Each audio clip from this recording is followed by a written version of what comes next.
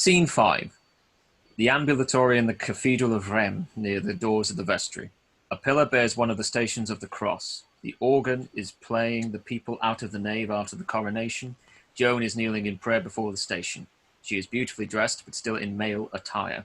The organ ceases as Dunois, also splendidly arrayed, comes into the ambulatory from the vestry. Come, Joan. You've had enough praying. After that fit of crying, you will catch a chill if you stay here any longer. It is all over. The cathedral is empty and the streets are full. They are calling for the maid. We've told them you're staying here alone to pray, but they want to see you again. No. Let the king have all the glory. He only spoils the show, poor devil.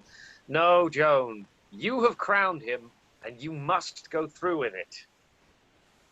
Come, come, it will be over in a couple of hours. It's better than the bridge at Orleans, eh?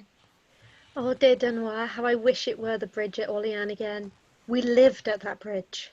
Yes, faith, and died too. Some of us. Isn't it strange, Jack? I'm such a coward. I am frightened beyond words before a battle, but it is so dull afterwards when there is no danger. Oh, so dull, dull, dull. You must learn to be abstemious in war, just as you are in your food and drink, my little saint. Dear Jack, I think you like me as a soldier likes his comrade. You need it, poor innocent child of God. You have not many friends at court. Why do all these courtiers and knights and churchmen hate me? What have I done to them?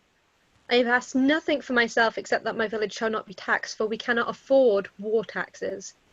I have brought them luck and victory. I have set them right when they were doing all sorts of stupid things. I have crowned Charles and made him a real king, and all the honours he is handing out have gone to them. Then why do they not love me? Simpleton! Do you expect stupid people to love you for showing them up? Do blundering old military dugouts love the successful young captains who supersede them? Do ambitious politicians love the climbers who take the front seats from them? Do archbishops enjoy being played off their own altars, even by saints? Why, I should be jealous of you myself if I were ambitious enough. You are the pig of the basket here, Jack. The only friend I have among all these nobles. I'll wager your mother was from the country.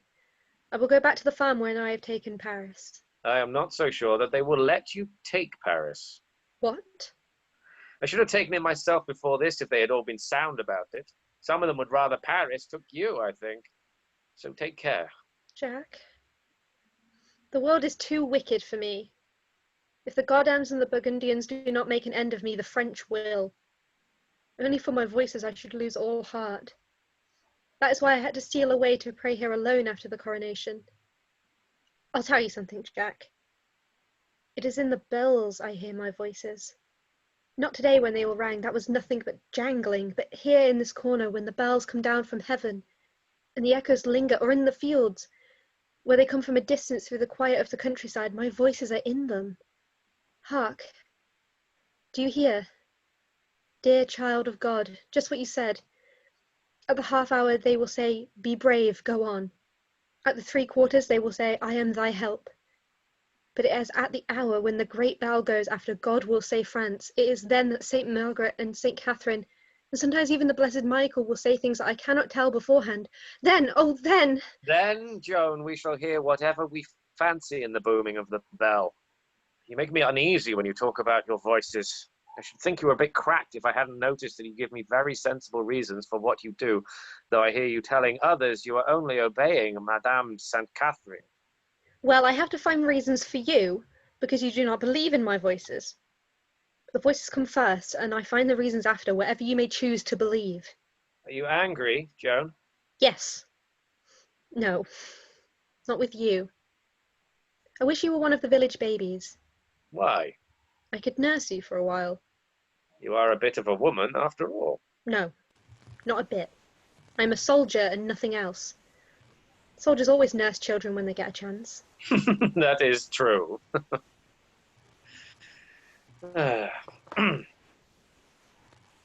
Well, your Majesty is an anointed king at last. How do you like it? I would not go through it again to be Emperor of the Sun and Moon. The weight of those robes, I thought I should have dropped when they loaded that crown onto me. And the famous Holy Orlo talked so much about was rancid. And the Archbishop must be nearly dead. His robes must have weighed a ton. They are stripping him still in the vestry. Your Majesty should wear armour more often. I would accustom you to heavy dressing. Yes, the old jibe. But I'm not going to wear armour. Fighting is not my job. Where's the maid? Sire, I have made you king. My work is done. I'm going back to my father's farm. Oh, are you? That would be very nice. A Joan healthy life. A healthy life, you know. But a dull one. You will find the petticoats tripping you up after leaving the moths for so long. You will miss the fighting. It's a bad habit, but a grand one, and the hardest of all to break yourself of. Still, we don't want you to stay if you would really rather go home. I know well that none of you will be sorry to see me go. She turns her shoulder to Charles and walks past him to the more congenial neighbourhood of Dunois and the here. Well, I shall be able to swear when I want to, but I shall miss you at times. Lahir, in spite of all your sins and swears, we shall meet in heaven.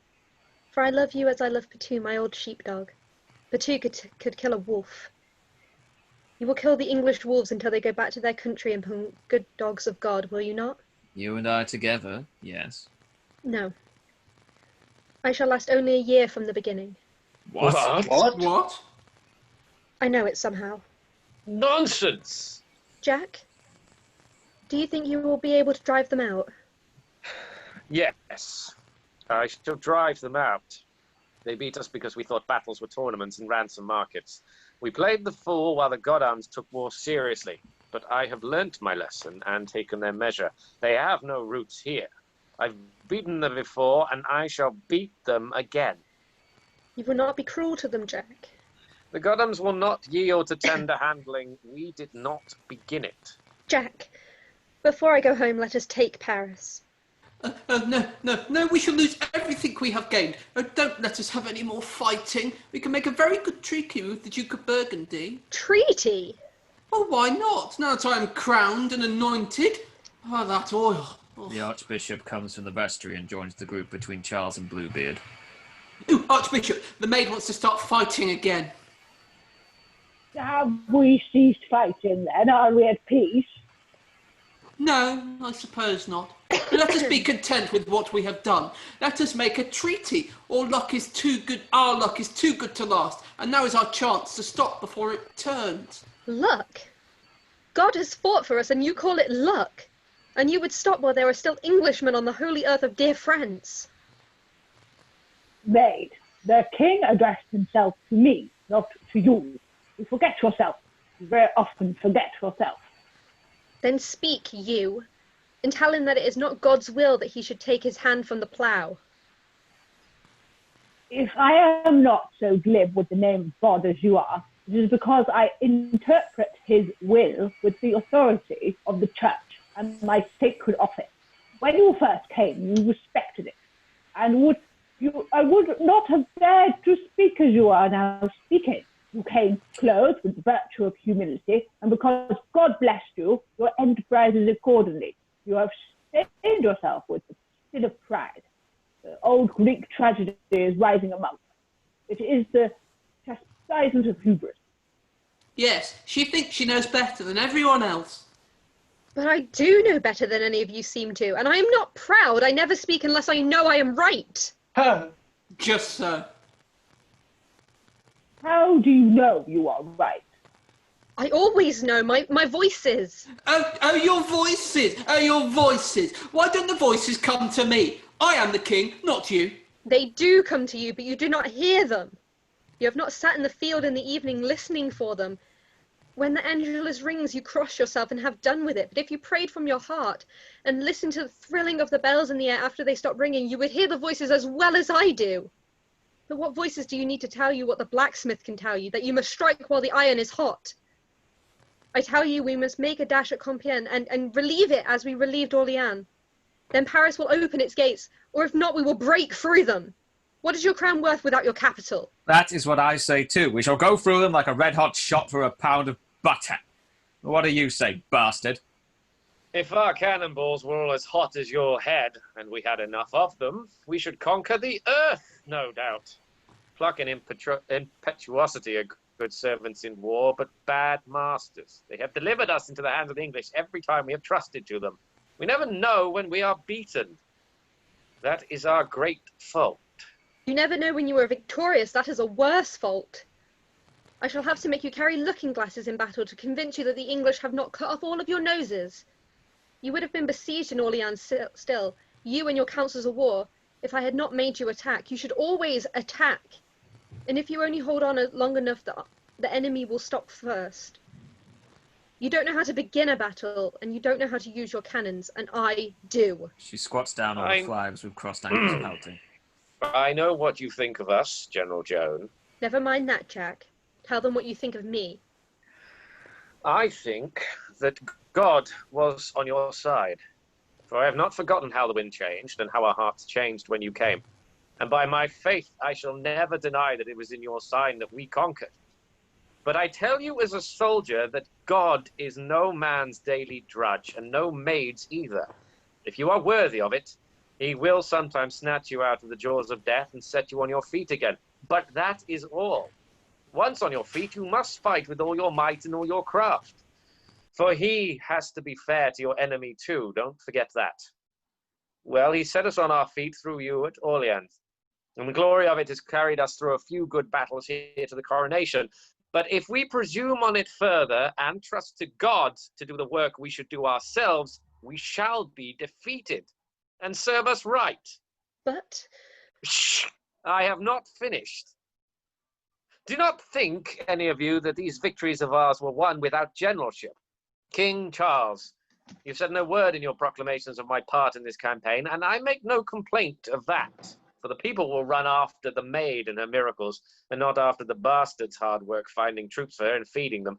But I know exactly how much God did for us through the maid, and how much he left me to do by my own wits. And I tell you that your little hour of miracles is over, and that from this time on, he who plays the war game best will win, if the luck is on his side. Ah, if ifs and ands were pots and pans, there'd be no need of tinkers. I tell you, bastard, your art of war is no use, because your knights are no good for real fighting. War is only a game to them, like tennis, and all their other games. They make rules as to what is fair and what is not fair, and heap armour on themselves and on their poor horses to keep out the arrows. And when they fall, they can't get up, and have to wait for their squires to come and lift them to arrange about the ransom with the man that has poked them off their horse. Can't you see that the like of that is gone and done with? What use is armour against gunpowder?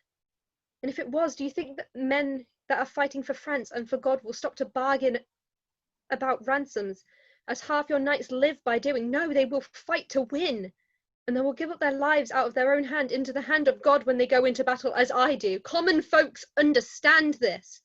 They cannot afford armour and cannot pay ransoms. But they followed me half naked into the moat and up the ladder and over the wall.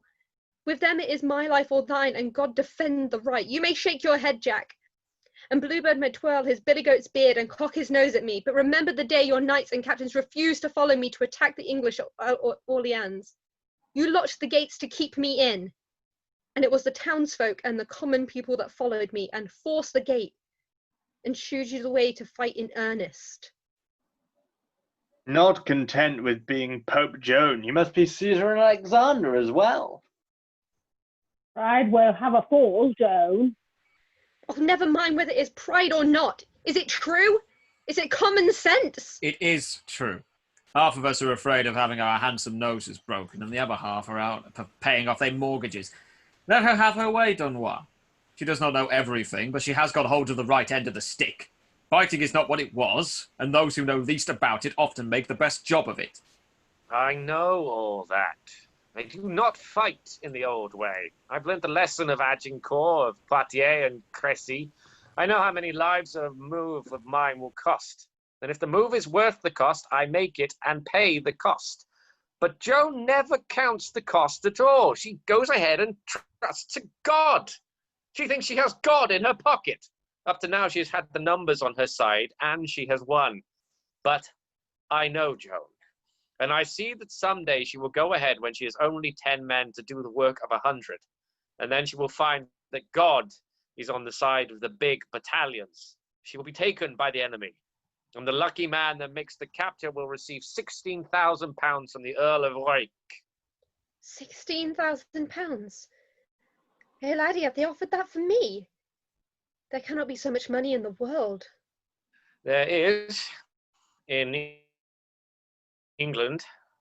And now tell me, all of you, which of you will lift a finger to save Joan once the English have got her? I speak first for the army. The day after she's been dragged from her horse by a Godam or a Burgundian and he is not struck dead. The day after she is locked in a dungeon and the bars and bolts do not fly open at the touch of St. Peter's angel. The day when the enemy finds out that she is as vulnerable as I am and not a bit more invincible. She will not be worth the life of a single soldier to us. And I will not risk that life, much as I cherish her as a companion in arms. I don't blame you, Jack. You're right. I am not worth one soldier's life if God lets me be beaten. But France may think me worth my ransom after what God has done for her through me. I tell you, I have no money. And this coronation, which is all your fault, has cost me the last farthing I can borrow. The church is richer than you. I will put my trust in the church. Woman, they will drag you through the streets and burn you as a witch. Oh, my lord, do not say that. It is impossible. I, a witch! Peter Cauchon knows his business. The University of Paris has burnt a woman for saying that what you have done was well done, and according to God. But why? What sense is there in it? What I have done is according to God. They could not burn a woman for speaking the truth. Well, they did. But you know she was speaking the truth. You would not let them burn me. How could I prevent them? You would speak in the name of the church. You are a great prince of the church. I would go anywhere with your blessing to protect me. I have no blessing for you while you are proud and disobedient. Oh, why will you go on saying things like that? I am not proud and disobedient. I am a poor girl and so ignorant that I do not know A from B. How could I be proud? And how can you say I am disobedient when I always obey my voices because they come from God? The voice of God on earth is the voice of the church militant, and all the voices that come to you are the echoes of your own willfulness. It's not true. You tell the Archbishop in his cathedral that he lies, and yet you say you are not proud and disobedient. I never said you lied. It was you that as good as said my voices lied. When have they ever lied? If you will not believe in them, even if they are only the echoes of my own common sense, are they not always right? And are not your earthly counsels always wrong? It is a waste of time admonishing you. It always comes back to the same thing. She is right and everyone else is wrong. Take this as your last warning. If you perish through setting your private judgment above the instructions of your spiritual directors, the church disowns you and leaves you to whatever fate your presumption may bring upon you. The bastard has told you that if you persist in setting up your military conceit above the counsels of your commanders... To put it quite exactly, if you attempt to relieve the garrison in Compiègne without the same superiority in numbers you had at Orleans... The army will disown you and will not rescue you. And His Majesty the King has told you that the throne has not the means of ransoming you. Not a penny. You stand alone, absolutely alone, trusting to your own conceit, your own ignorance, your own headstrong presumption, your own impotency in hiding all these sins under the cloak of trust of God in God. When you pass through these doors into the sunlight, the crowd will cheer you. They will bring you their little children and their invalids to heal. They will kiss your hands and feet and do what they can for simple souls, to turn your head and madden you with the self-confidence that is leading you to your destruction. But you will be nonetheless alone. They cannot save you.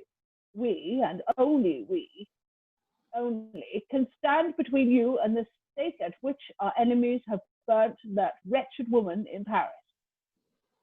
I have better friends and better counsel than yours.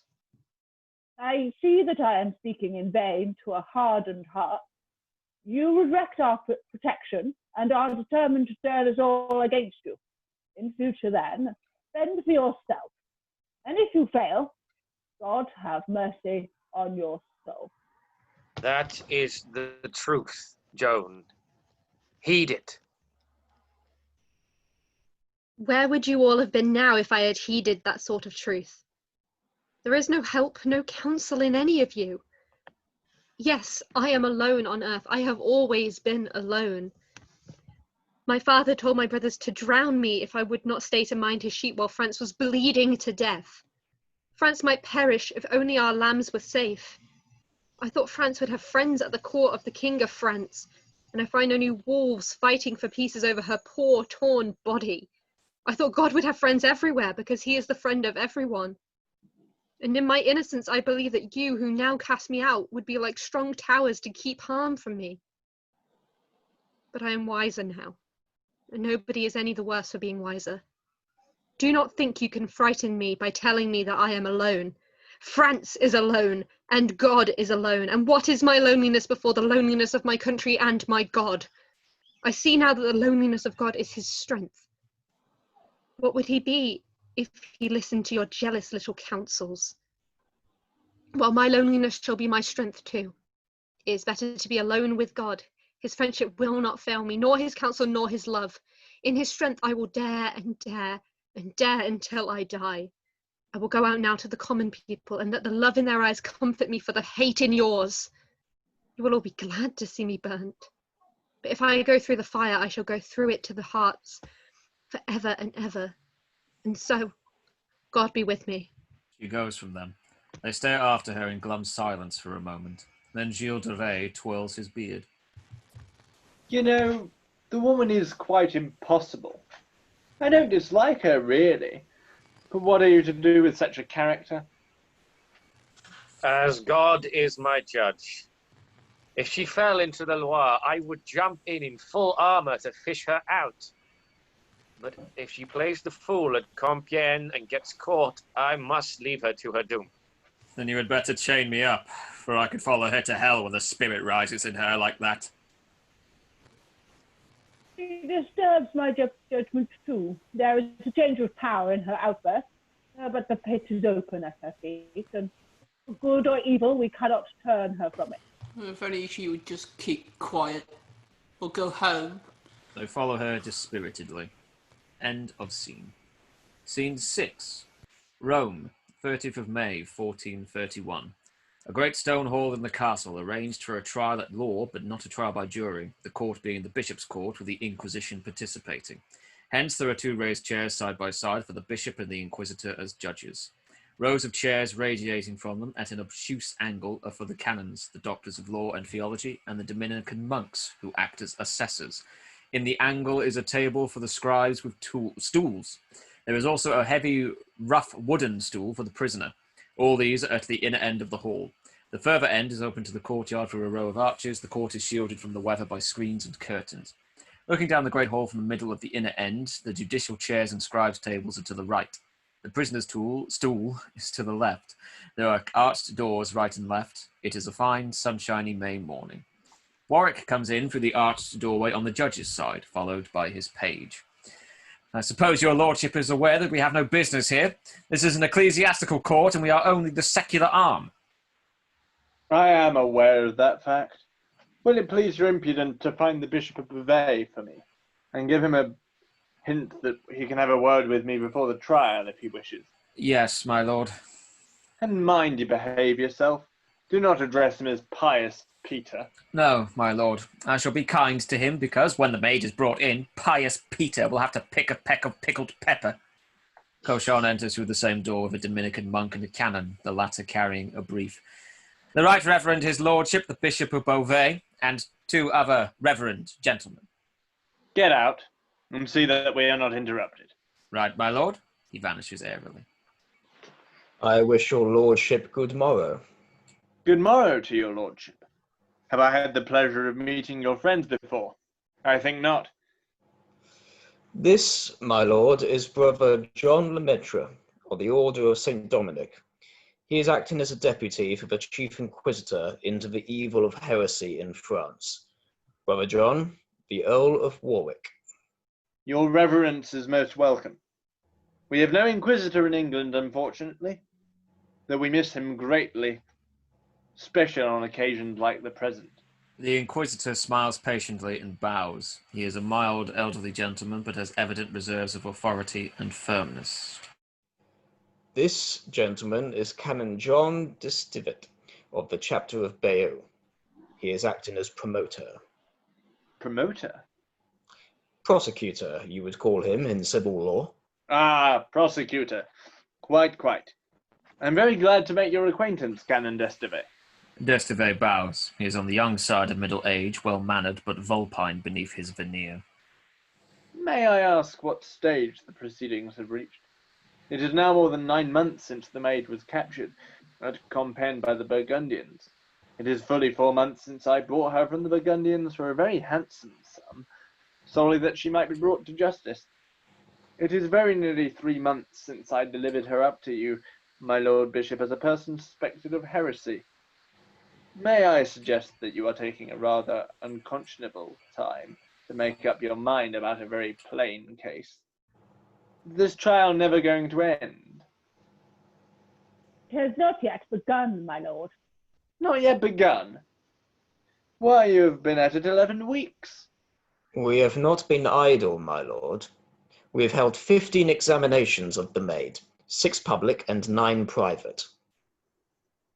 You see, my lord, I have been present at only 2 of these examinations. They were proceedings of the bishop's court solely, and not of the Holy Office.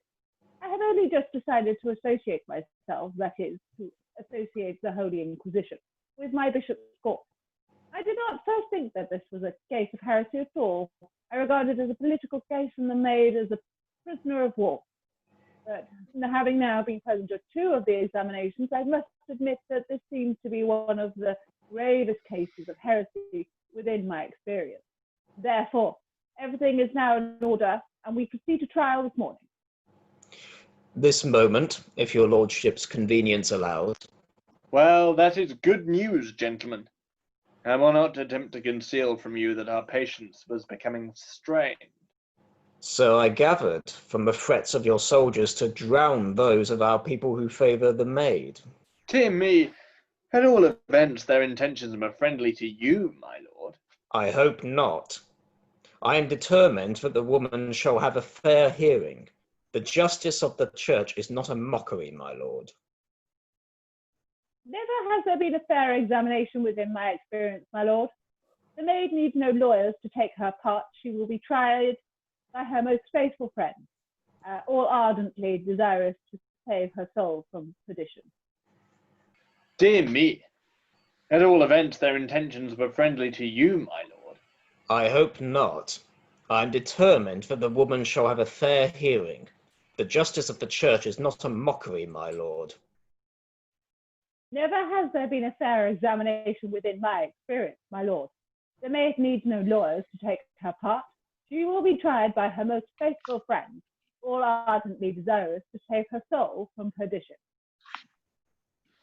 Sir, I am the promoter, and it has been my painful duty to present the case against the girl. But believe me, I would throw up the case today and hasten to her defense if I did not know that men far my superiors in learning and piety, in eloquence and persuasiveness, have been sent to reason with her, to explain to her the danger she is running, and the ease with which she may avoid it.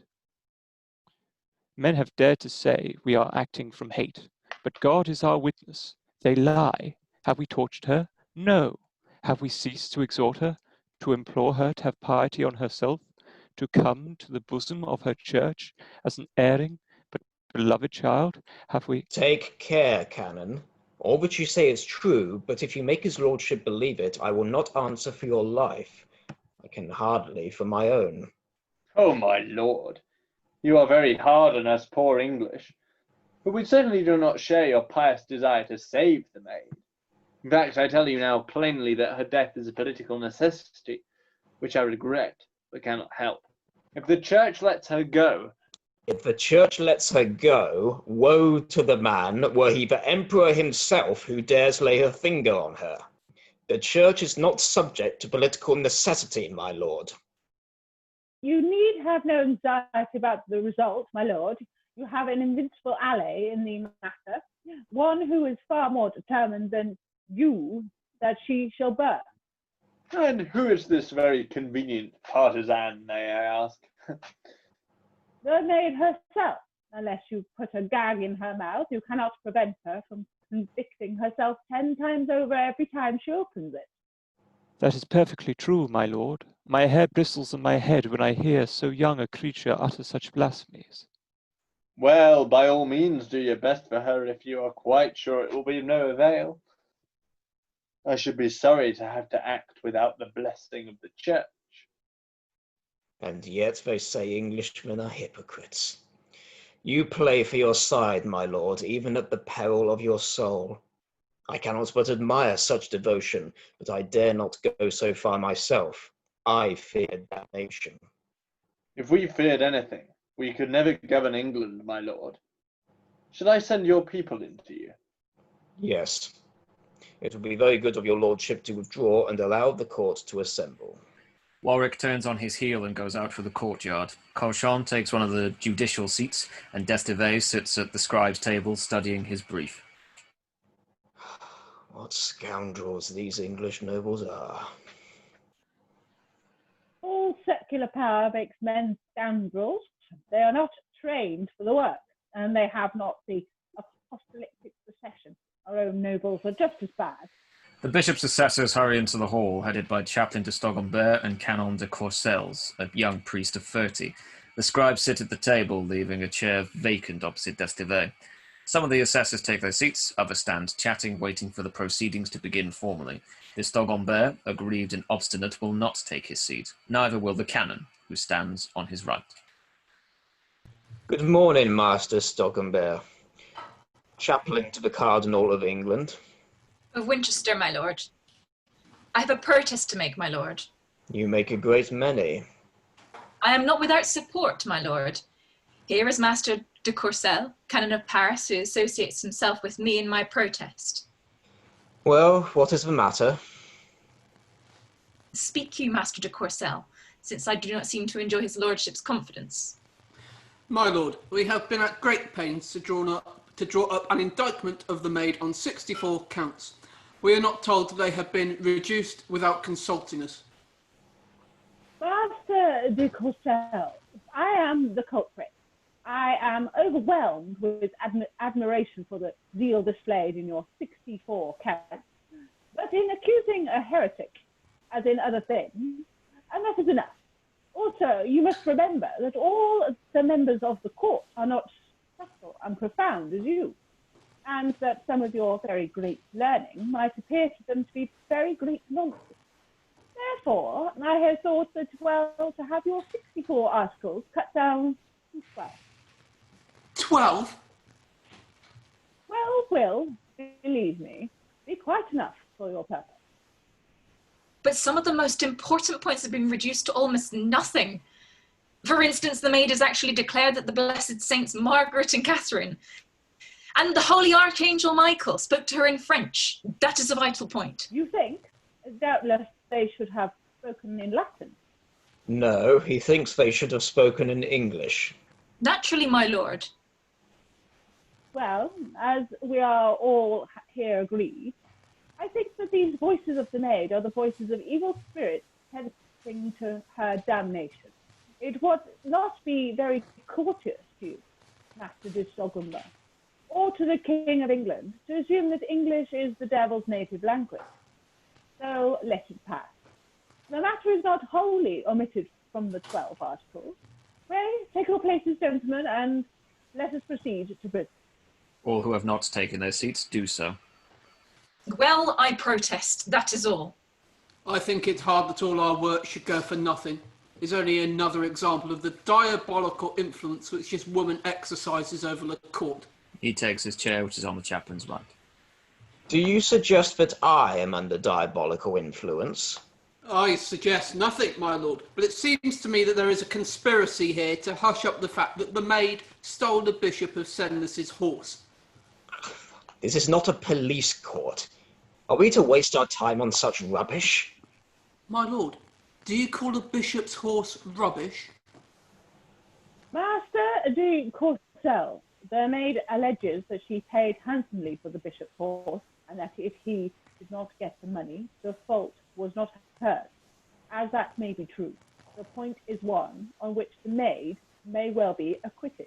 Well, yes, if it were an ordinary horse, but the bishop's horse, how can she be acquitted of that? I submit to you with great respect that if we persist in trying the maid on trumpery issues on which we may have to declare her innocent, she may escape us on the great main issue of heresy, on which she seems so far to insist on her own guilt. I will ask you, therefore, to say nothing. When the maid is brought before us, all of these stealings of horses and dancings around fairy trees with the village children and prayings in haunted wells and a dozen other things which you were diligently inquiring into until my arrival. There is not a village girl in France against whom you could not prove such things. They all dance around haunted trees and pray at magic wells. Some of them would steal the Pope's horse if they got the chance. Heresy, gentlemen. Heresy is the charge we have to try. The detection and suppression of heresy is my particular business. I am here as an inquisitor, not as an ordinary magistrate.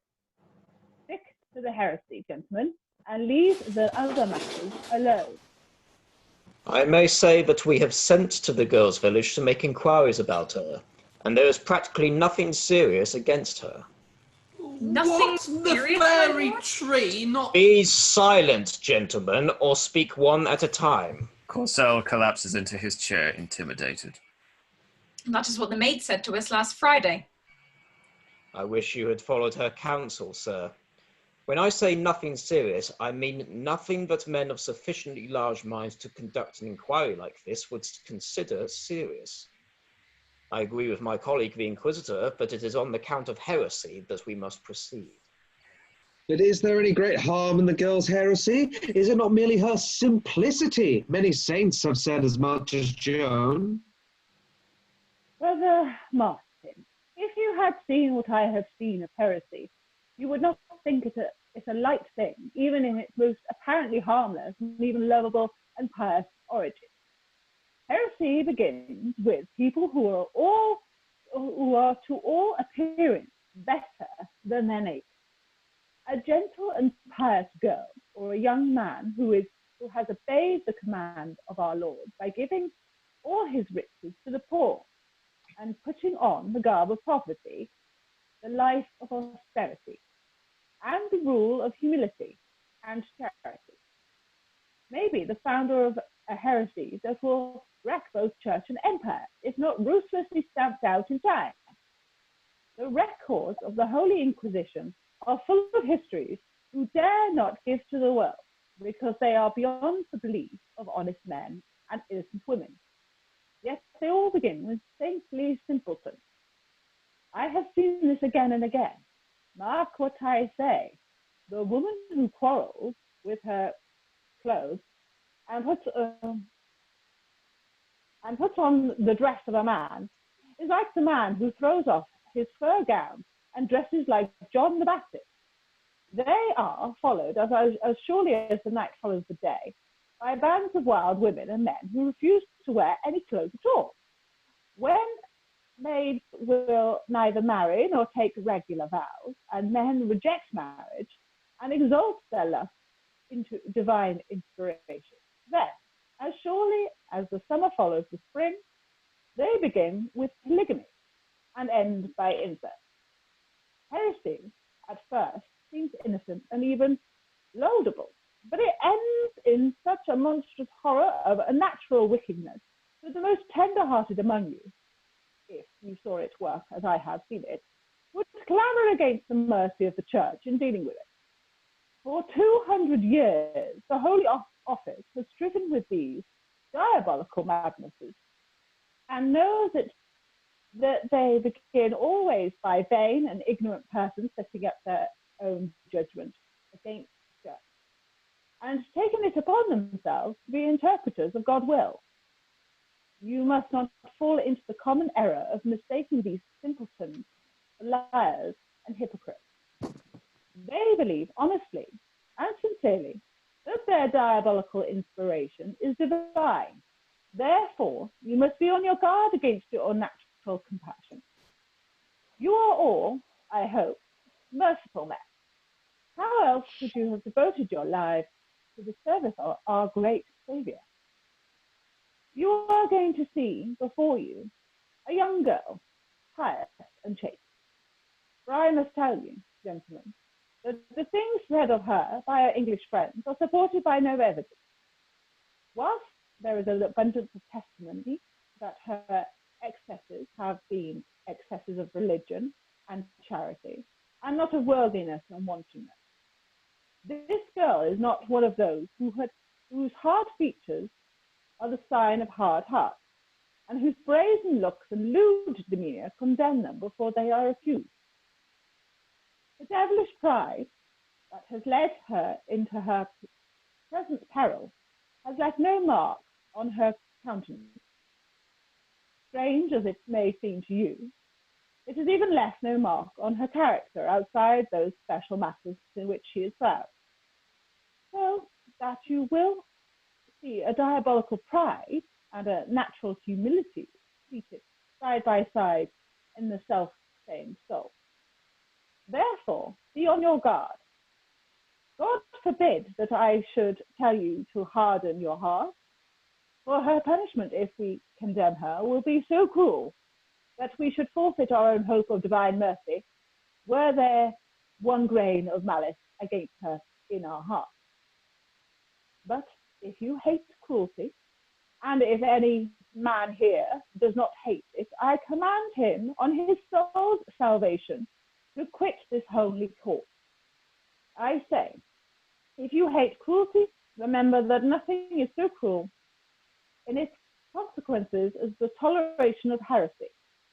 Remember also that no court of law can be so cruel as the common people are those whom they suspect of heresy. The heretic in the hands of the Holy Office is heretics have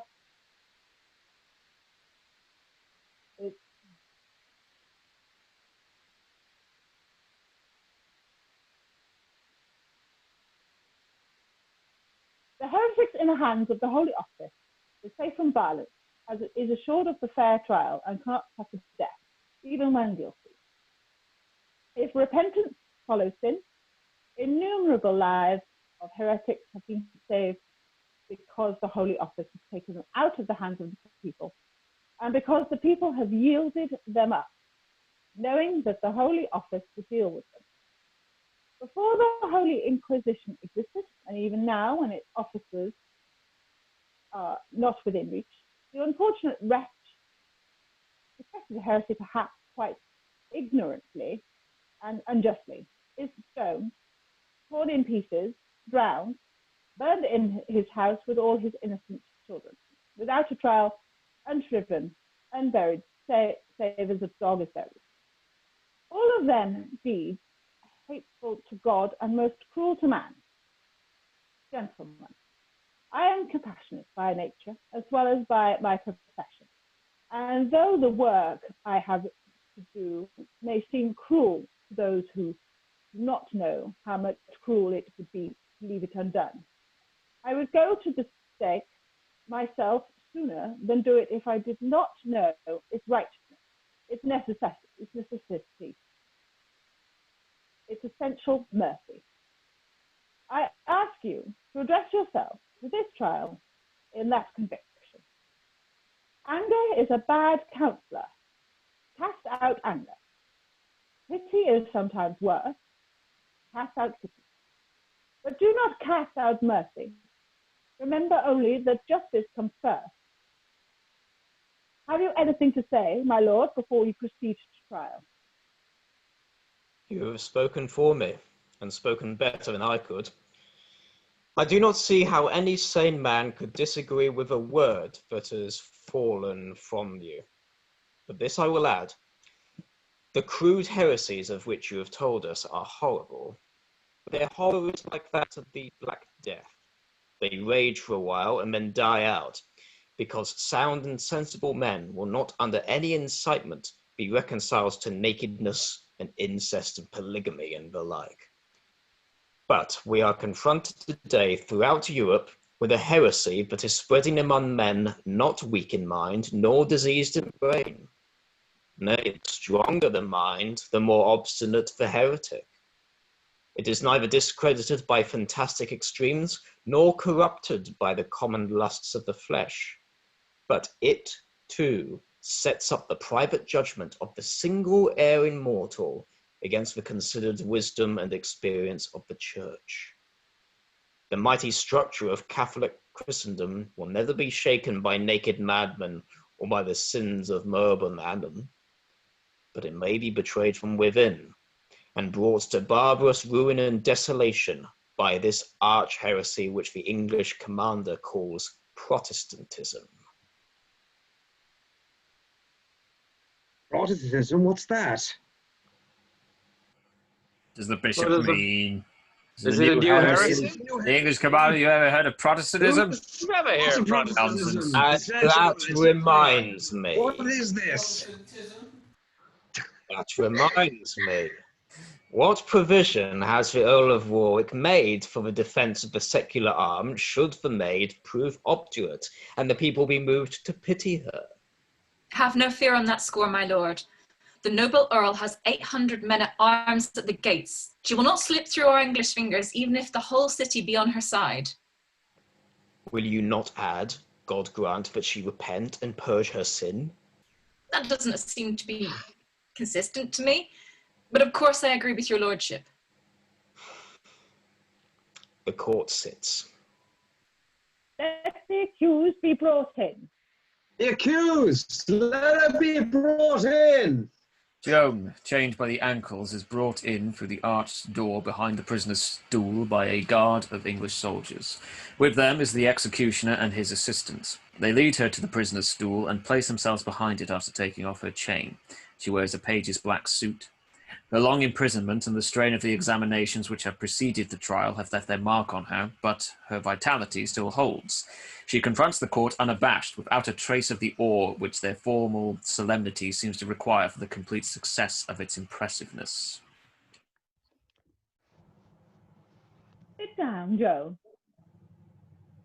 You look very pale today. Are you not well? Thank you kindly.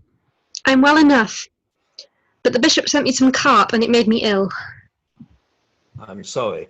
I told them to see that it was fresh. You meant to be good to me, I know, but it is a fish that doesn't agree with me. The English thought you were trying to poison me. What? Oh, my lord. They had determined that I should be burned as a witch, and they sent their doctor to cure me, but he was forbidden to bleed me because the silly people believe that a witch's witchery leaves her if she is bled. So he only called me filthy names. Why do you leave me in the hands of the English? I should be in the hands of the church. And why must I be changed by the feet to a log of wood? Are you afraid I will fly away? Woman, it is not for you to question the court. It is for us to question you. When you were left unchained, did you not try to escape by jumping from a tower 60 feet high? If you cannot fly like a witch, how is it that you are still alive? I suppose because the tower was not so high then. It has grown higher every day since you began asking me questions about it. Why did you jump from the tower? How do you know that I jumped? You were found lying in the moat. Why did you leave the tower? Why would anybody leave a prison if they could get out?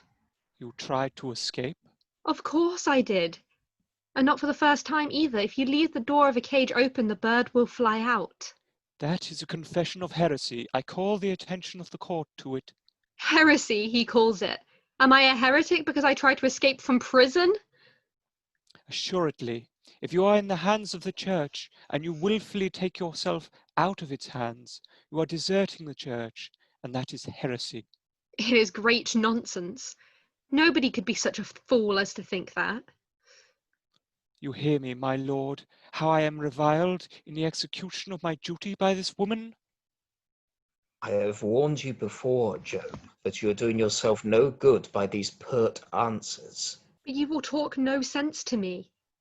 I am reasonable if you will be reasonable. It is not yet in order. You forget, Master Promoter, that the proceedings have not been formally opened.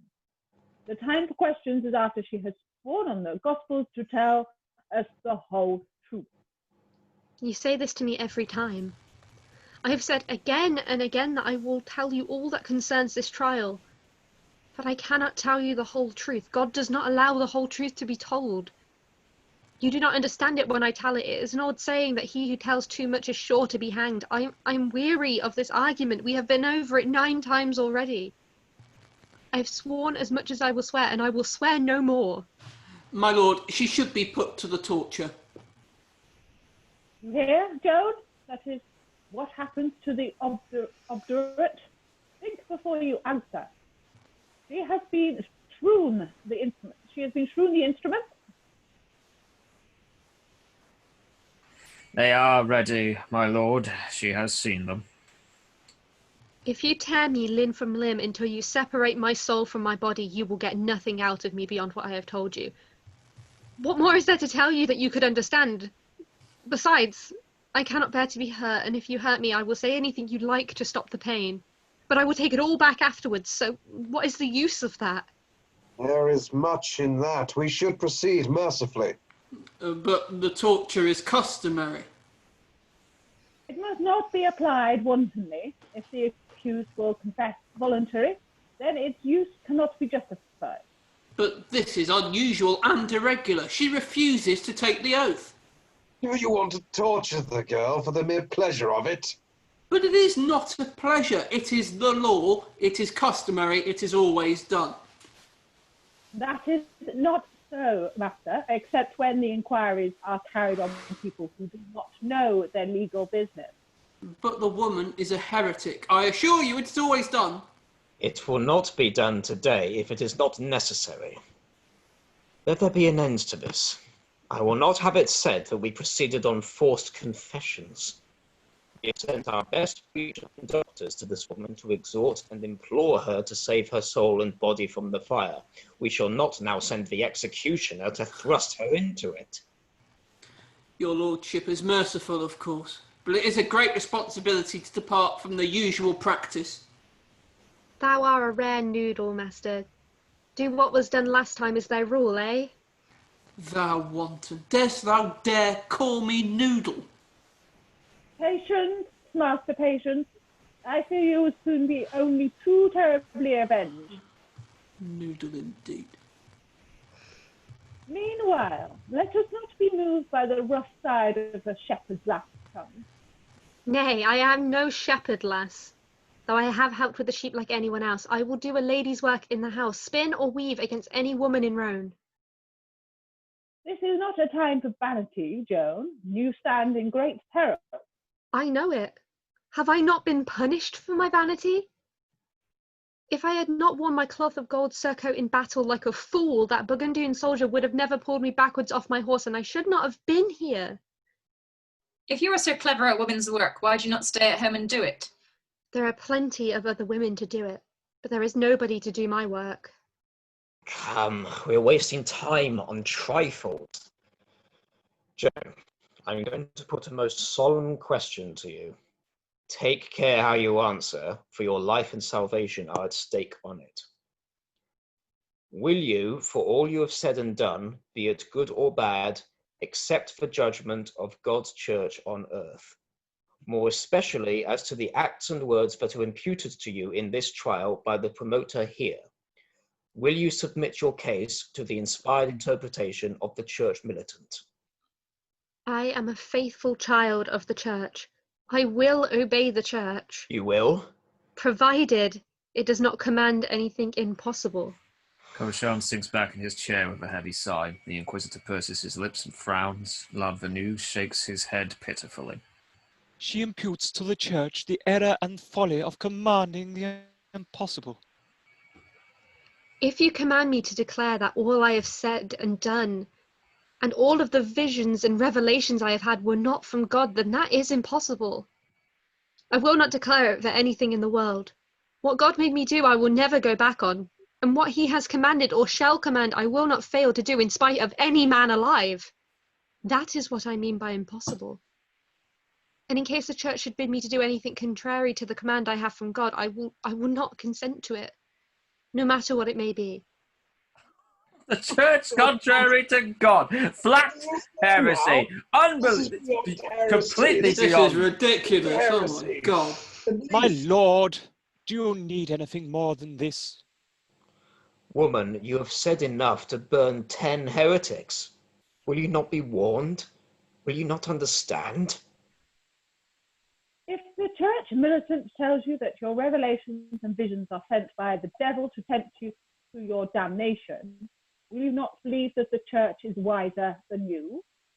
I believe that God is wiser than I, and it is his commands that I will do. All the things that you call my crimes have come to me by the command of God. I say that I have done them by the order of God. It is impossible for me to say otherwise. If any churchman says to the contrary, I shall not mind him. I shall mind God alone, whose command I always follow. You know what you are saying, child. Do you want to kill yourself? Listen, do you not believe that you are the subject of the Church of God on earth? Yes. When have I ever denied it? But that means, does it not, that you are subject to our Lord the Pope, the cardinals, the archbishops, and the bishops, for whom his lordship stands here today? God must be served first. Then your voices command you not to submit yourself to the church militant? My voices do not tell me to disobey the church, but God must be served first. And you, and not the church, are to be the judge? What other judgment can I judge by but my own? Jesus Christ. Oh, this is... God, out of your own mouth you have condemned yourself. We have striven for your salvation to the verge of sinning ourselves. We've opened the door to you again and again, and you have shut it in our faces and in the face of God. Dare you pretend, after what you have said, that you are in a state of grace? If I am not, may God bring me to it. If I am, may God keep me in it. That is a very good reply, my lord. Were you in a state of grace when you stole the bishop's horse? Oh, devil take the bishop's horse, and you too! We are here to try a case of heresy, and no sooner do we come to the root of the matter than we are thrown back by idiots who understand nothing but horses! Gentlemen, in clinging to all these small issues, you are the maid's best advocate. I am not surprised that his lordship has lost patience with you. What does the promoter say? Does he press these trumpery matters? I am bound by my office to press everything, but when the woman confesses a heresy that must bring upon her the doom of excommunication, of what consequence is it that she has also been guilty of offences which expose her to minor penances? I share the impatience of his lordship as to these minor charges. Only, with great respect, I must emphasize the gravity of two very horrible and blasphemous crimes which she does not deny. First, she has intercourse with evil spirits, and is therefore a sorceress. Second, she wears men's clothes, which is indecent, unnatural, and abominable, and in spite of our most earnest remonstrances and entreaties, she will not change them, even to receive the sacrament. Is the blessed Saint Catherine an evil spirit? Is Saint Margaret? Is Michael the archangel? How do you know that the spirit which appears to you is an archangel? Does he not appear to you as a naked man? Do you think God cannot afford clothes for him? The assessors cannot help smiling, especially as the joke is against Courcelles. Well answered, Joan.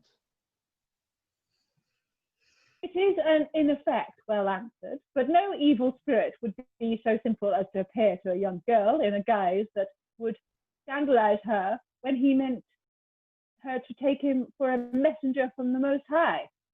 Joan, the church instructs you that these apparitions are demons seeking your soul's perdition. Do you accept the instruction of the church?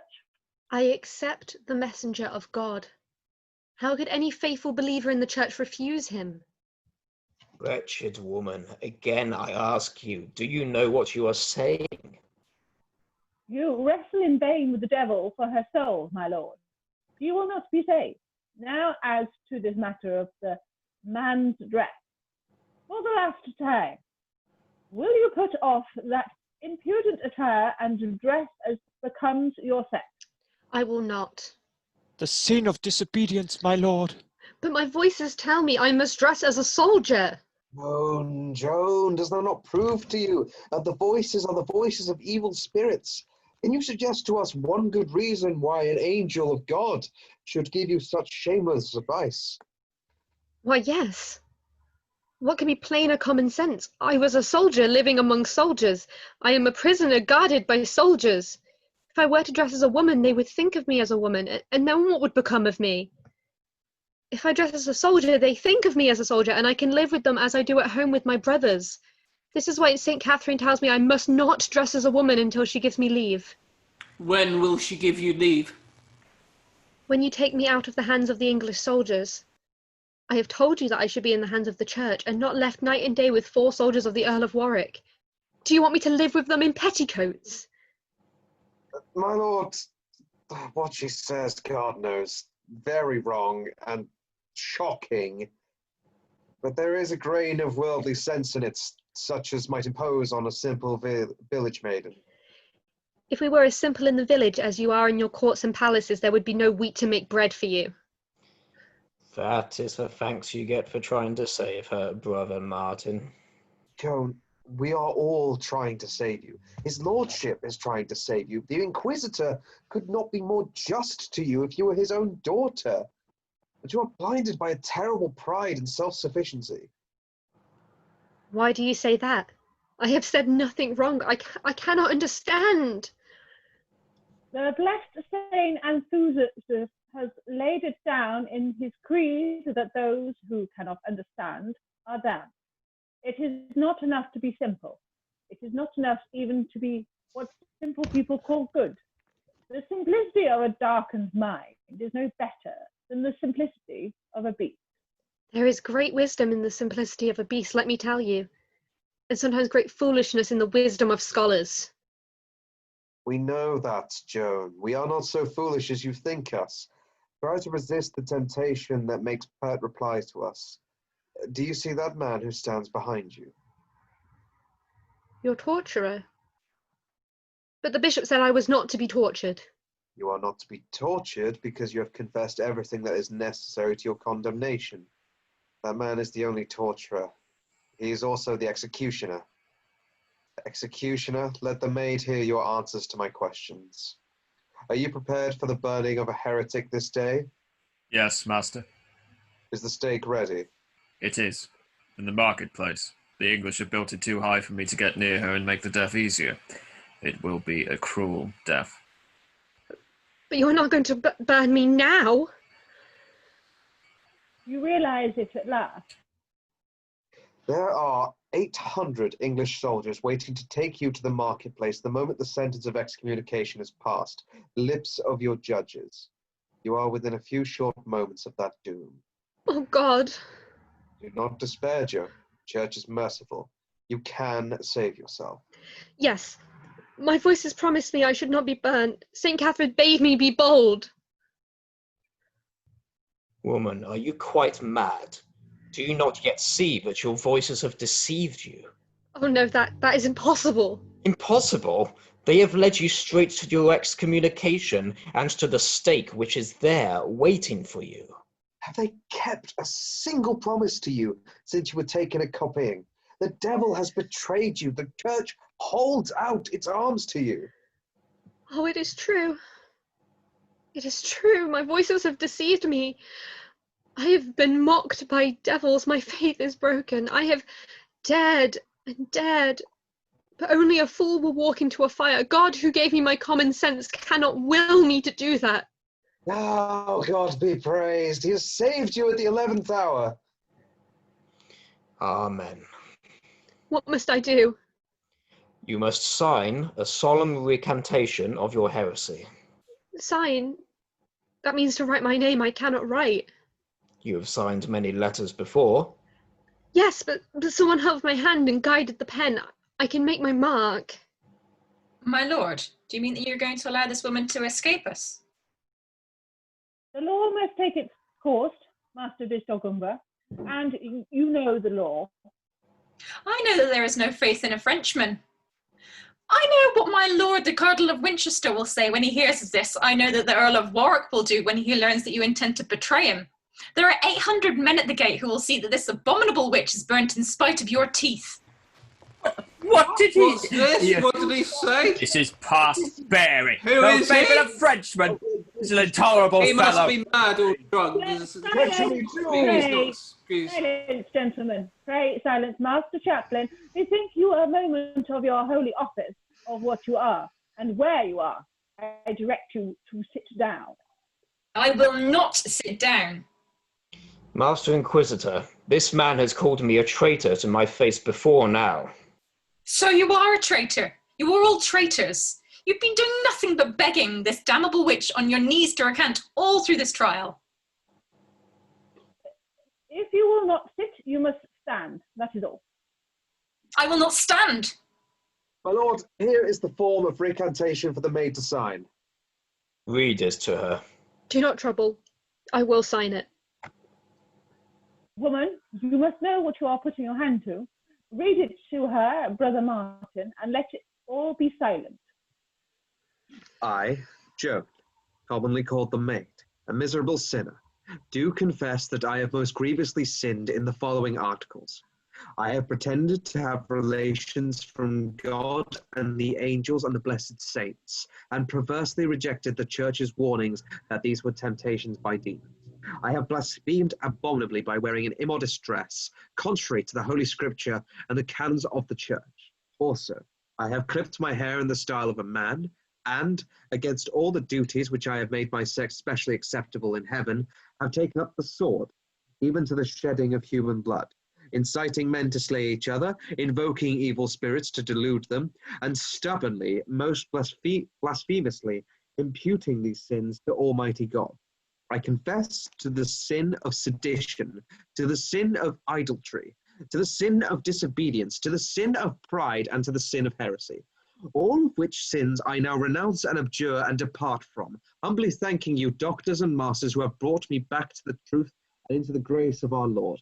And I will never return to my errors, but will remain in communion with our Holy Church in obedience to our Holy Father, the Pope in Rome. All this I swear by God Almighty, and the Holy Gospels in witness whereto I sign my name to this weekend. You understand this, Joan? It is plain enough, sir.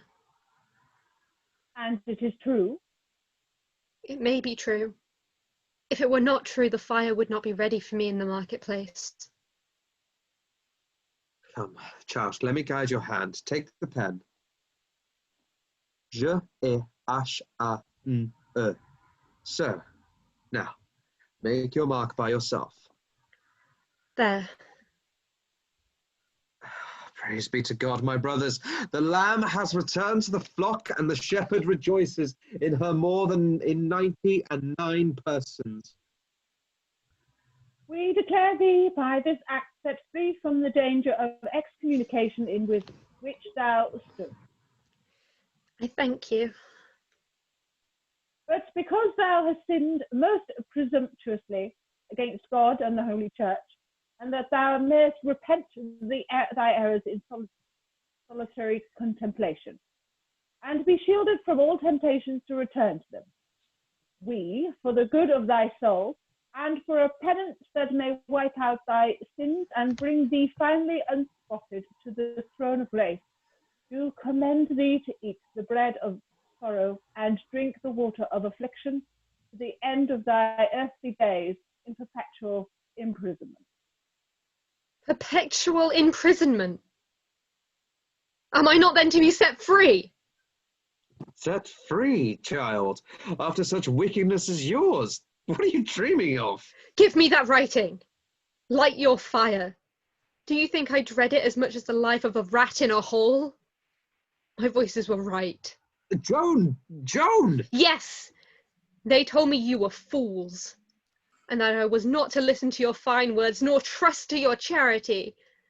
You promised me my life, but you lied.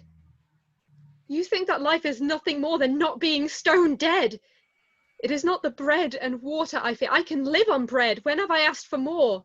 It is no hardship to drink water if the water be clean. Bread has no sorrow for me, and water no affliction. But to shut me from the light of the day and the sight of the fields and flowers, to chain my feet, so that I can never again ride with the soldiers nor climb the hills, to make me breathe foul, damp darkness, and keep me from everything that brings me back to the love of God when your wickedness and foolishness tempt me to hate him. All this is worse than the furnace in the Bible that was heated 7 times. I could do without my war horse. I could drag about in a skirt.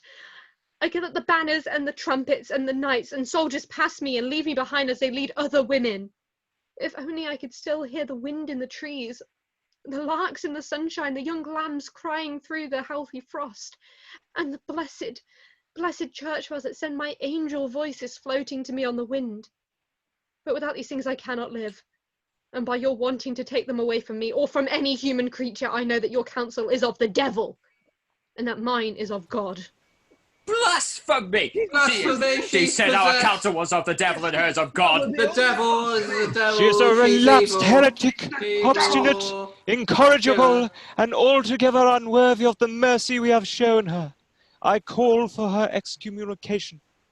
Light your fire, man. To the stake with her. The executioner and his assistants hurry out through the courtyard. Wicked girl! Your counsel were of God. Would he not deliver you? His ways are not your ways. He wills that I go through the fire to his bosom, for I am his child, and you are not fit that I should live among you. That is my last word to you. The soldiers seize her. Not yet. They wait. There is a dead silence. Cauchon turns to the Inquisitor with an inquiring look. The Inquisitor nods affirmatively. They rise solemnly and intone the sentence antiphonally. We decree that thou art a relapsed heretic. Cast out from the unity of the church, Sundered from her body. infected with the leprosy of heresy. A member of Satan. We declare that thou must be excommunicate. And now we do cast thee out, segregate thee, and abandon thee to the secular power. Admonishing the same secular power that is moderate in its judgment of thee in respect of death and division of the limb. And if any true sign of penitence appear in thee, to permit our brother Martin to administer to thee the sacrament of penance. Into the fire with the witch. He rushes at her and helps the soldiers to push her out. Joan is taken away from the courtyard. The assessors rise in disorder and follow the soldiers, except L'Invenu, who has hidden his face in his hands. No, this is irregular. The representative of the secular arm should be here to receive her from us. That man is incorrigible. Ooh. Brother Martin, see that everything is done in order. My place is at her side, my lord. You must exercise your own authority. He hurries out. These English are impossible. They will thrust us straight into the fire. Look! He points to the courtyard in which the glow and flicker of fire can now be seen reddening the May daylight. Only the bishop and the Inquisitor are left in the court. We must stop that. Yes, but not too fast, my lord. But there is not a moment to lose. We have proceeded in perfect order. If the English choose to put themselves in the wrong, it is not our business to put them in the right. A flaw in the procedure may be useful later on. One never knows. And the sooner it's over, the better for that poor girl. That is true. But I suppose we must see this dreadful thing through. One gets used to it. Habit is everything. I am accustomed to the fire. It is soon over. It is a terrible thing to see a young and innocent creature crushed between these mighty forces, the church and the law. You call her innocent?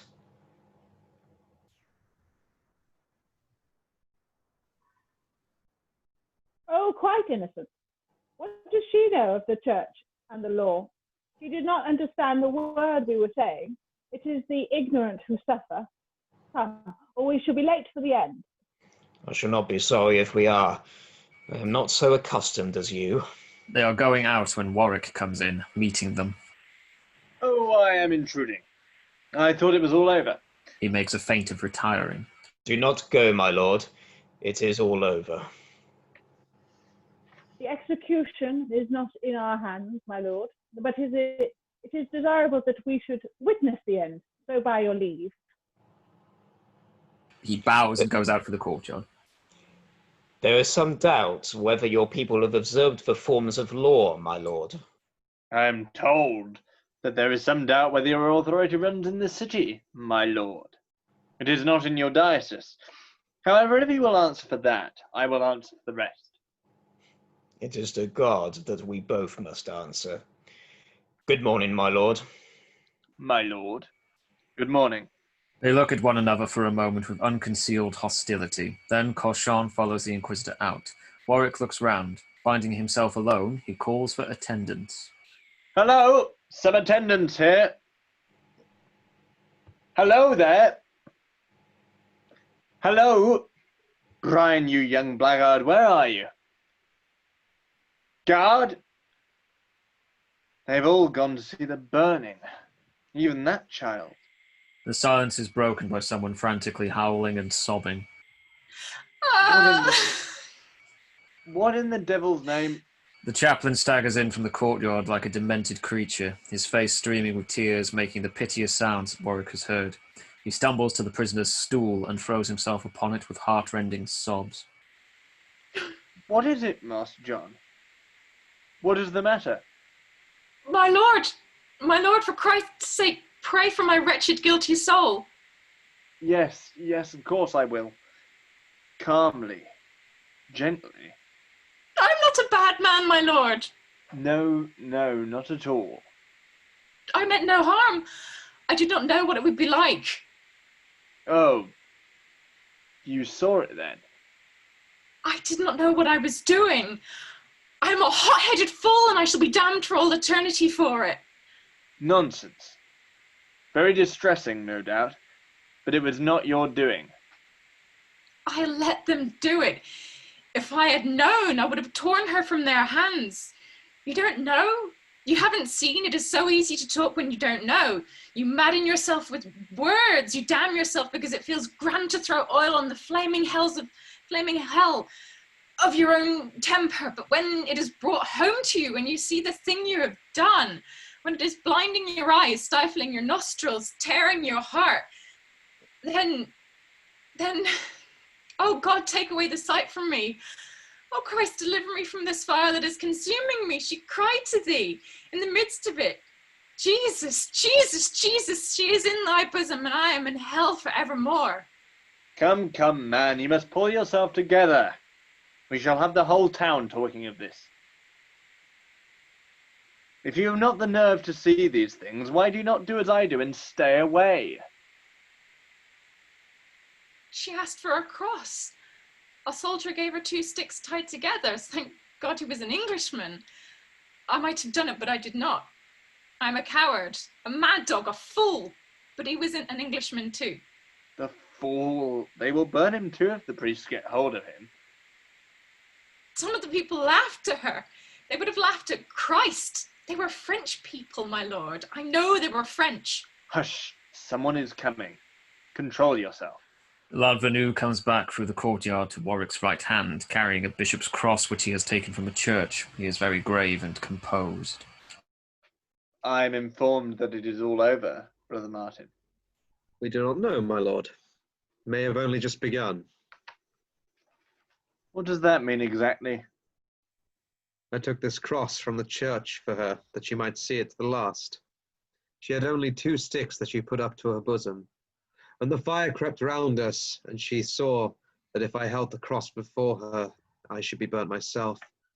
She warned me to get down and save myself. My lord, a girl who could think of another's danger in such a moment was not inspired by the devil. When I had to snatch the cross from her sight, she looked up to heaven and I do not believe that the heavens were empty. I firmly believe that her Saviour appeared to her then in his tenderest glory. She called up to him and died. This is not the end for her, but the beginning. I'm afraid it will have a bad effect. I'm afraid it will have a bad effect on the people. It had, my lord. On some of them, I heard laughter. Forgive me for saying that I hope and believe it was the English laughter.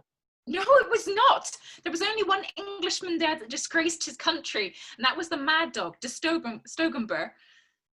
Let them torture him, let them burn him, I will go pray amongst her ashes. I'm no better than Jesus, I will hang myself. Quick, Brother Martin, follow him. He will do himself some mischief. After him, quick! Ladvenu hurries out after the chaplain, Warwick urging him. The executioner comes in by the door behind the judge's chairs, and Warwick, returning, finds himself face to face with him. Well, fellow, who are you? I am not addressed as fellow, my lord. I am the master executioner Rouen. It is a highly skilled mystery. I am come to tell your lordship that your orders have been obeyed. I crave your pardon, master executioner, and I will see that you lose nothing by having no relics to sell. I have your word, have I, that nothing remains? Not a bone, not a nail, not a hair. Her heart would not burn, my lord, but everything that was left is at the bottom of the river. You have heard the last of her. The last of her. I wonder. End scene.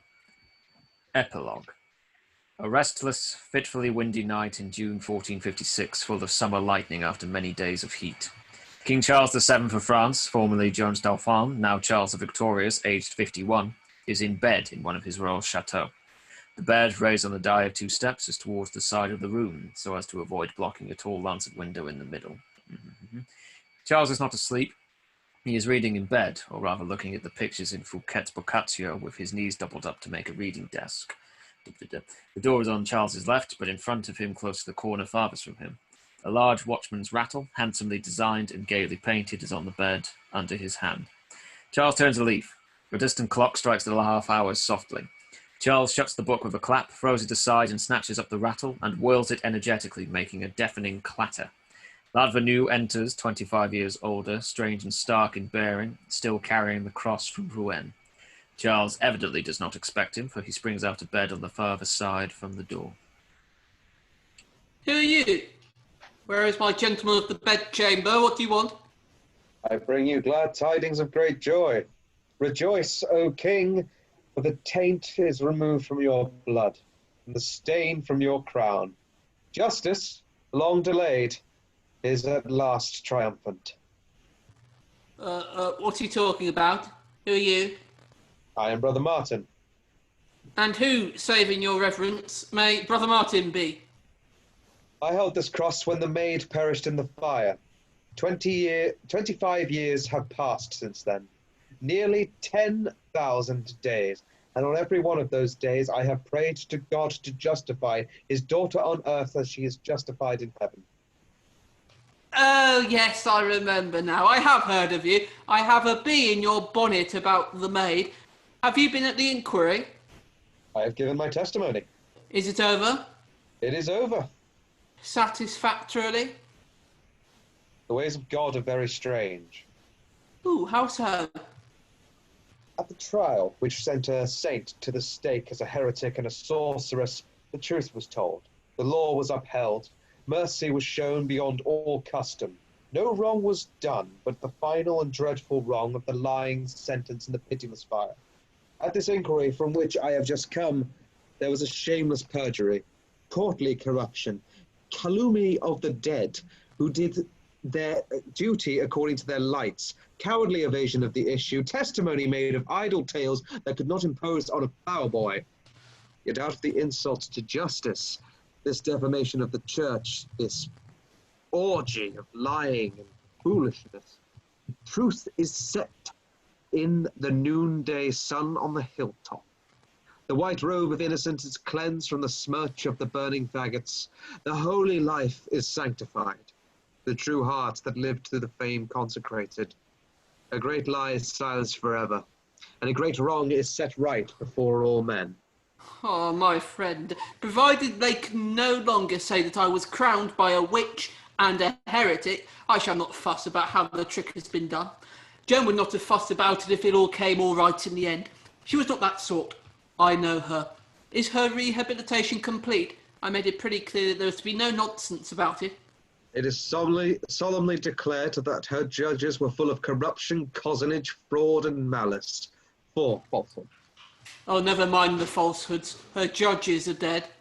The sentence on her is broken, annulled, annihilated, set aside as non-existent without value or effect. Oh, good. Nobody can challenge my consecration now, can they? Not Charlemagne nor King David himself was more sacredly crowned.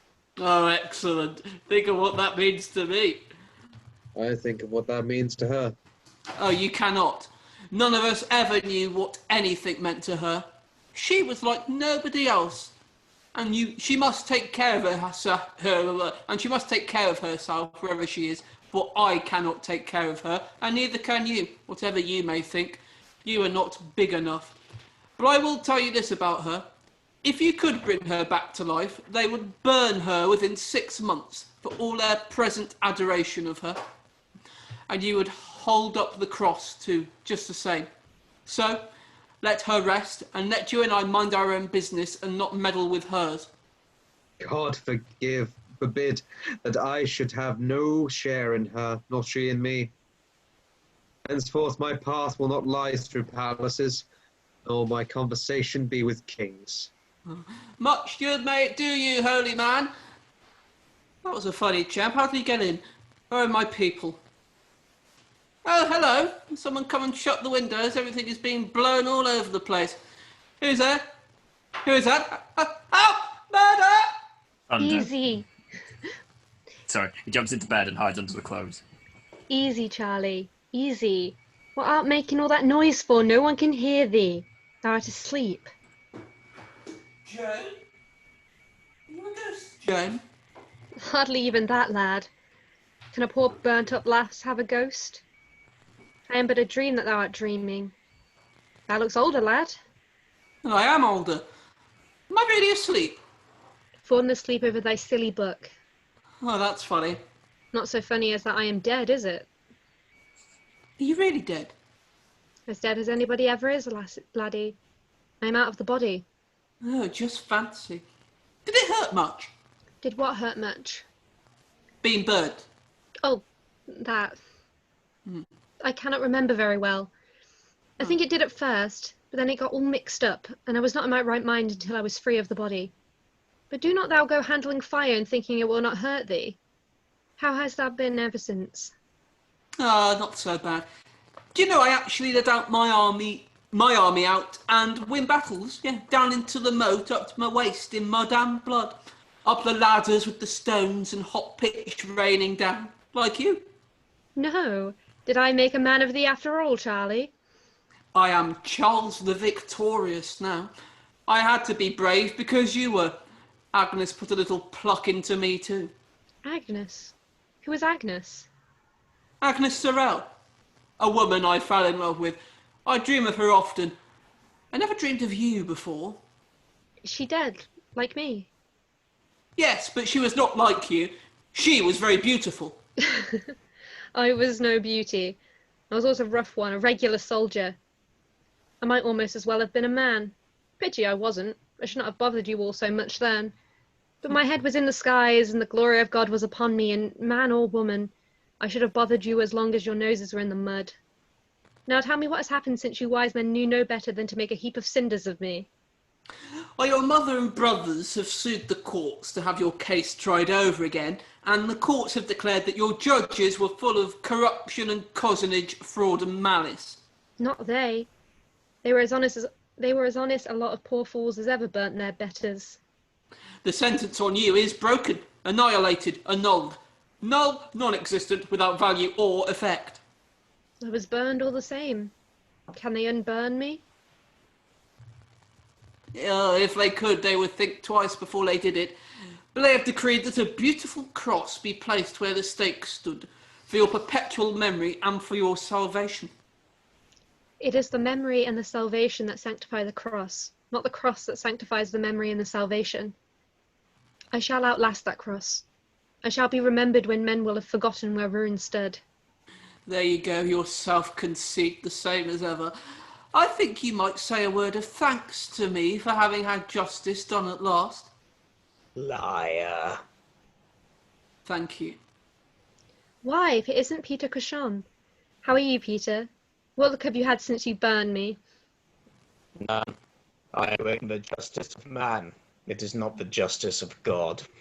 Still dreaming of justice, Peter? See what justice came to with me. But what has happened to thee? Art dead or alive? Dead. Dishonoured. They pursued me beyond the grave. They excommunicated my dead body. They dug it up and flung it into the common sewer. Your dead body did not feel the spade and the sewer as my live body felt the fire. But this thing that they have done against me hurts justice, destroys faith, saps the foundation of the church. The solid earth sways like the treacherous sea beneath the feet of men and spirits alike when the innocent are slain in the name of law, and their wrongs are undone by slandering the pure of heart. Well, well, Peter. I hope men will be the better for remembering me, and they would not remember me so well if you had not burned me. They will be the worse for remembering me. They will see in me evil triumphing over good, falsehood over truth, cruelty over mercy, hell over heaven. Their courage will rise as they think of you, only to faint as they think of me. Yet God is my witness. I was just. I was merciful. I was faithful to my light. I could do no other than I did. Yes, it is always you good men that do the big mischiefs. Look at me. I am not Charles the Good, nor Charles the Wise, nor Charles the Bold. Joan's worshippers may even call me Charles the Coward because I did not pull her out of the fire. But I have done less harm than any of you. You people with your heads in the sky spend all your time trying to turn the world upside down. But I take the world as it is and say that top side up is right side up. And I keep my nose pretty close to the ground. And I ask you, what King of France has done better or been a better fellow in his little way? Art really King of France, Charlie? Be the English gone? I have kept my word. The English are gone. Praised be God. Now is fair France a province in heaven. Tell me all about the fighting, Jack. Was it thou that led them? Wert thou God's captain to thy death? I am not dead. My body is very comfortably asleep in my bed at Chaplain, but my spirit is caught here by yours. And you fought them my way, Jack, eh? Not the old way, chaffering for ransoms, but the maid's way, staking life against death, with the heart high and humble and void of malice, and nothing counting under God but France free and French. Was it my way, Jack? Faith, it was any way that would win, but the way that won was always your way. I give you best, lassie. I wrote a fine letter to set you right at the new trial. Perhaps I should never have let the priests burn you. But I was busy fighting, and it was the church's business, not mine. There was no use in both of us being burned, was there? Aye, put the blame on the priests. But I, who am beyond praise and blame, tell you that the world is saved neither by its priests nor its soldiers, but by God and his saints. The church militants sent this woman to the fire, but even as she burned, the flames whitened into the radiance of the church triumphant. The clock strikes the third quarter. A rough male voice is heard somewhere, not here, trolling an improvised tune.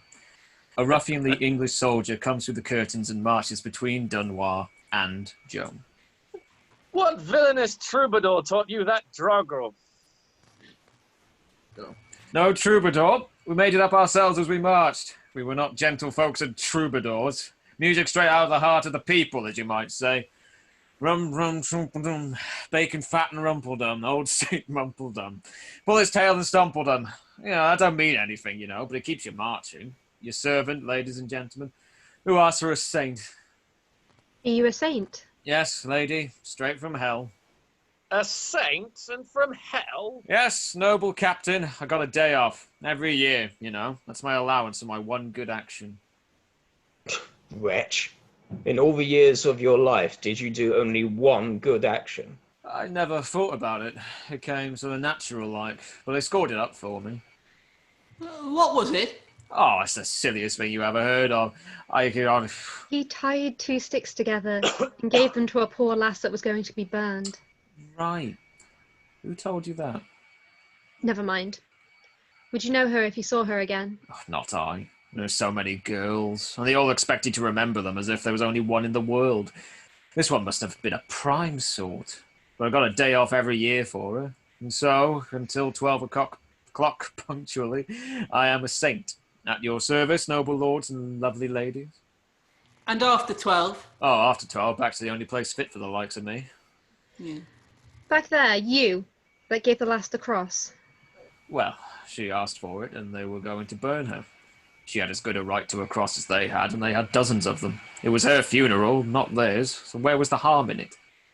Man, I am not reproaching you, but I cannot bear to think of you in torment. No great torment, lady. You see, I was used to worse. What? Worse than hell? 15 years service in the French wars. Hell was a treat after that. Joan throws up her arms and takes refuge from despair of humanity before the picture of the Virgin. Well, it suits me anyhow. The day off was dull at first, like a wet Sunday. I don't mind it so much now. They tell me I can have as many as I like as soon as I want them.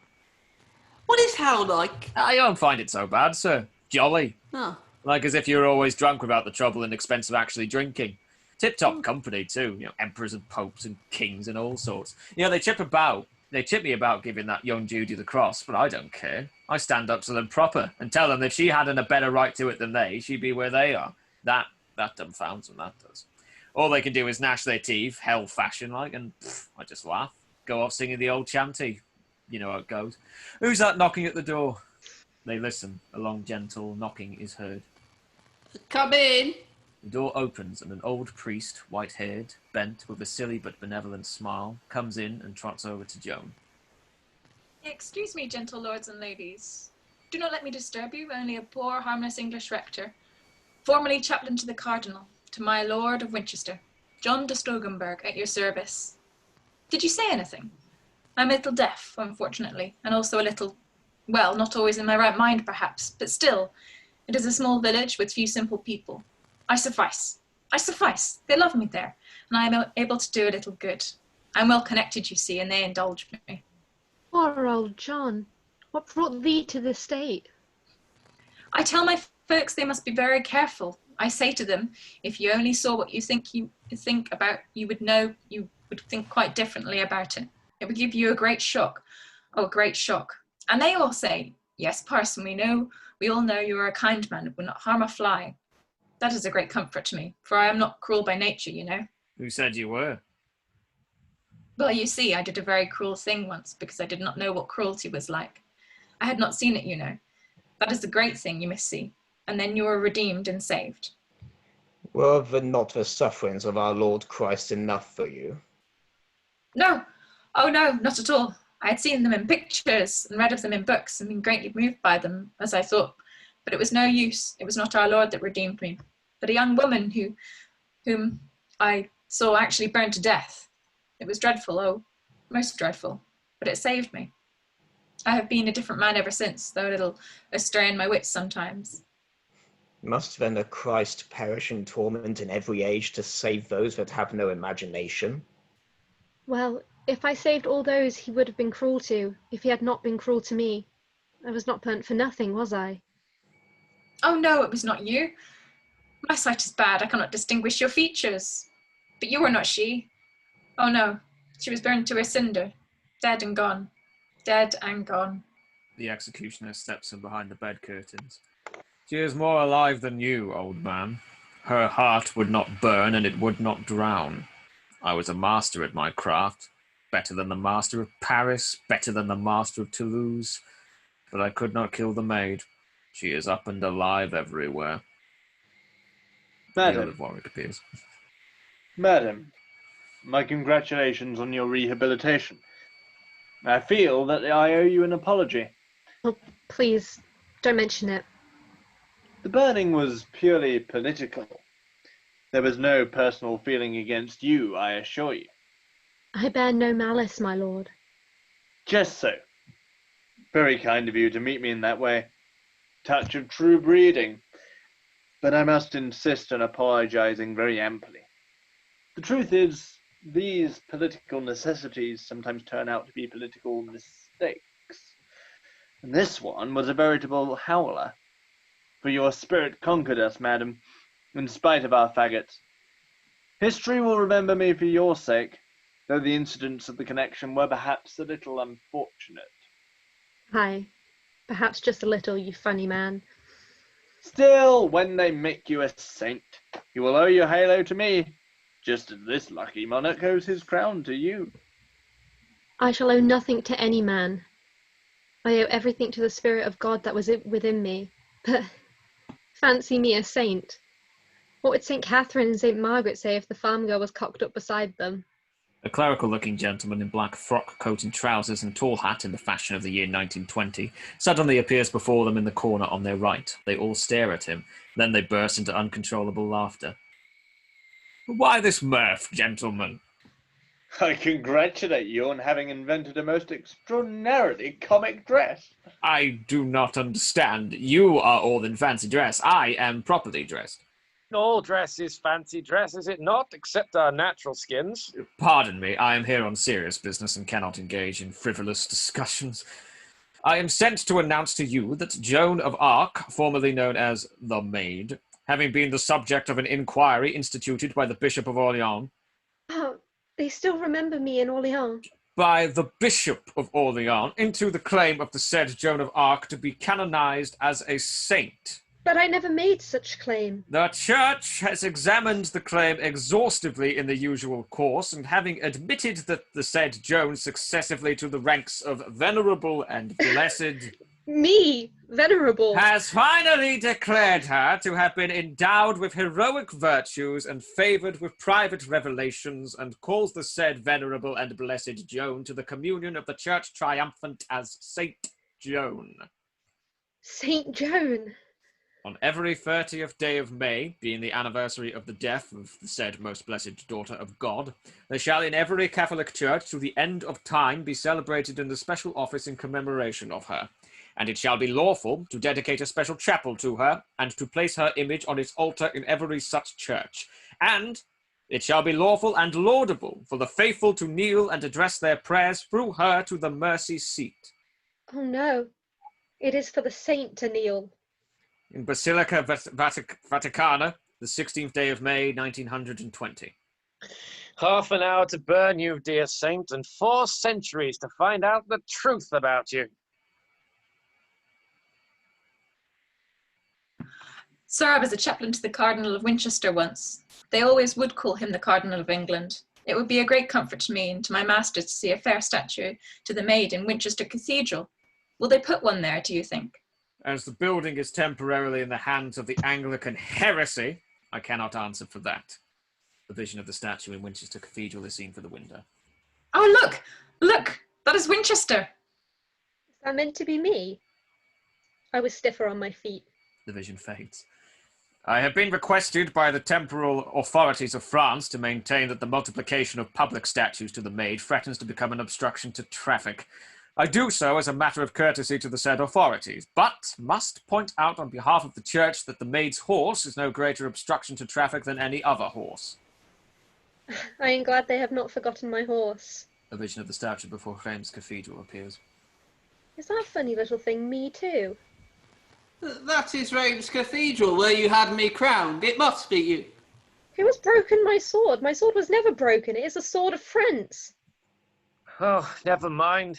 Swords can be mended. Your soul is unbroken, and you are the soul of France. The vision fades. The Archbishop and the Inquisitor are now seen on the right and left of Cauchon. My sword shall conquer yet, the sword that never struck a blow. Though men destroyed my body, yet in my soul I have seen God. The girls in the field praise thee, for thou hast raised their eyes, and they see that there is nothing between them and heaven. The dying soldiers praise thee, because thou art a shield of glory between them and the judgment.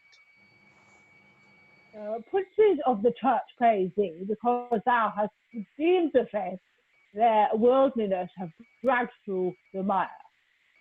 The cunning counsellors praise thee, because thou hast cut the knots in which they have tied their own souls. The foolish old men on their deathbeds praise thee, because their sins against thee are turned into blessings. The judges in the blindness and bondage of the law praise thee, because thou hast vindicated the vision and the freedom of the living soul. The wicked out of hell praise thee, because thou hast shown them that the fire that is not quenched is a holy fire. The tormentors and executioners praise thee, because thou hast shown that their hands are guiltless of the death of the soul. The unpretending praise thee, because thou hast taken upon thyself the heroic burdens that are too heavy for them. Woe unto me when all men praise me. I bid you remember that I am a saint, and saints can work miracles.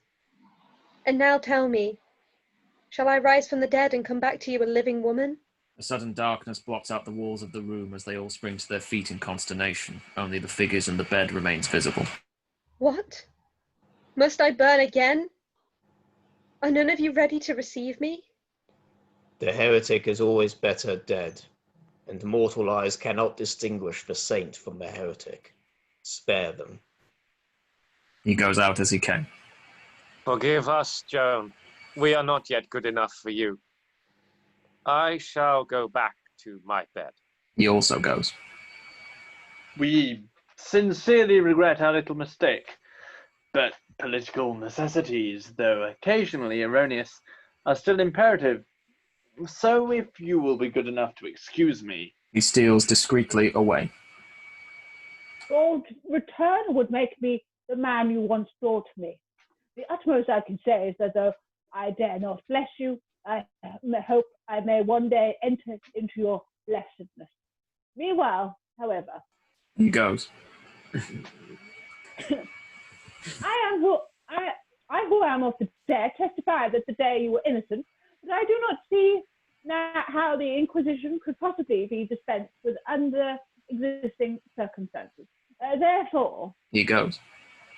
Oh, do not come back. You must not come back. I must die in peace. Give us peace in our time. Oh, Lord. He goes. The possibility of your resurrection was not contemplated in the recent proceedings for your canonization. I must return to Rome for fresh instructions. He bows formally and withdraws. As a master in my profession, I have to consider its interests, and, after all, my first duty is to my wife and children. I must have time to think over this. He goes. Oh, poor old Joe. They have all run away from you except this blackguard who was to go back to hell at 12 o'clock. And what can I do but follow Jack Dunois' example and go back to bed too? He does so. Good night, Charlie. Oh, good night. He sleeps. The darkness envelops the bed. And you, my one faithful? What comfort have you for St. Joan? Well, what do they all amount to, these kings and captains and bishops and lawyers and such like? They just leave you in the ditch to bleed to death. And the next thing is, you meet them down there for all the years they give themselves. What I say is, you have as good a right to your notions as they have to theirs, and perhaps better. You see, it's like this. If... Excuse me. A pressing appointment. He goes on tiptoe. The last remaining rays of light gather into a white radiance descending on Joan. The hour continues to strike. O God that madest this beautiful earth, when will it be ready to receive thy saints? How long, O Lord, how long? End of play.